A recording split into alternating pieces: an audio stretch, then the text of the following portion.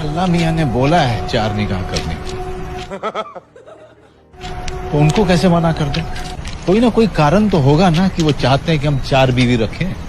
चल बता।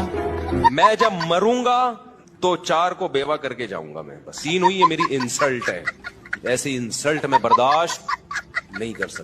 आपकी तरफ से गलती है कि आपने उसमें एहतियात नहीं की। अस्सलाम वालेकुम फैज़ल, जैसा कि आपने बोले कि एक औरत को जन्नत में उसका हस्बैंड मिलेगा, लेकिन अगर हस्बैंड जहन्नमी है तो फिर उसको क्या मिलेगा औरत को? और दूसरा सवाल ये है कि अगर कोई औरत कुंवारी है और वो कुंवारेपन में मर जाती है तो फिर उसको क्या मिलेगा जन्नत में? और तीसरा ये है कि अगर कोई औरत शादी करती है, उसका हस्बैंड मर गया, फिर वो दूसरी शादी करती है, तो फिर जन्नत, अगर दोनों जन्नत में जाते हैं दोनों आदमी, तो फिर उस औरत को क्या मिलेगा? भाई ने एक अच्छा सवाल किया कि एक खातून है जो है उसकी शादी, मतलब उसका हस्बैंड जहन्नुम में जाता है और वो जन्नत में जाती है, तो इसका क्या हुआ? तो इस ताल्लुक से उलमा के जो अखवाल आते हैं वो ये है कि उस औरत का निकाह किसी मोमिन से जन्नत में करा दिया जाएगा।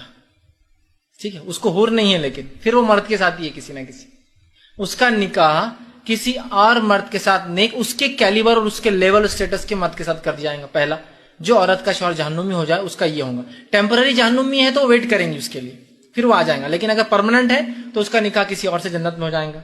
दूसरा, अगर कोई औरत कुंवारी मर जाए तो यकीन मैं समझता हूँ इससे खयास करके कि उसका भी यही होगा जो इसका हो रहा है, कि इसका शौहर इंतकाल कर गया लेकिन जहन्नुमी है, जन्नत में हमेशा के लिए, तो इससे शादी, तो इसका भी अल्लाह ताला जो है मामला कर देंगे। अब किस उम्र में मरी, अल्लाह ने क्या तय रखा, फिर ये वल्लाहु आलम गायब का, लेकिन एक खयास है कि जैसा इसका हो रहा है इसका भी हो जाएगा।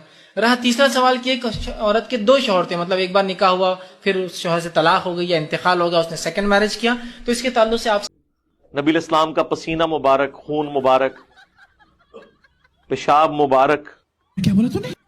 पेशाब मुबारक, यही नहीं, अभी और सुनिए। जहां तक पीने का ताल्लुक है ना, तो एक रवायत है, मजमू ज़वाइद में भी है और इमाम तबरानी ने भी अपनी मोजम में ली है कि हुजूर की एक कनीज थी, तो सर्दियों में नबी इस्लाम ने अपनी चरपाई के नीचे एक लकड़ी का प्याला रखा होता था जिसमें आप पेशाब किया करते थे। रुको जरा, सब्र करो, उठ के बाहर ना जाना पड़े। उस बेचारी को नहीं पता था कि इसमें पेशाब है, उसने उसको पानी समझ के पी लिया, तो इसका मतलब है कि उसमें बदबू भी नहीं थी, अल्लाह के नबी का पेशाब था। अल्लाह के नबी एक एक्स्ट्रा ऑर्डिनरी क्वालिटीज वाले। असंभव, असंभव, असंभव।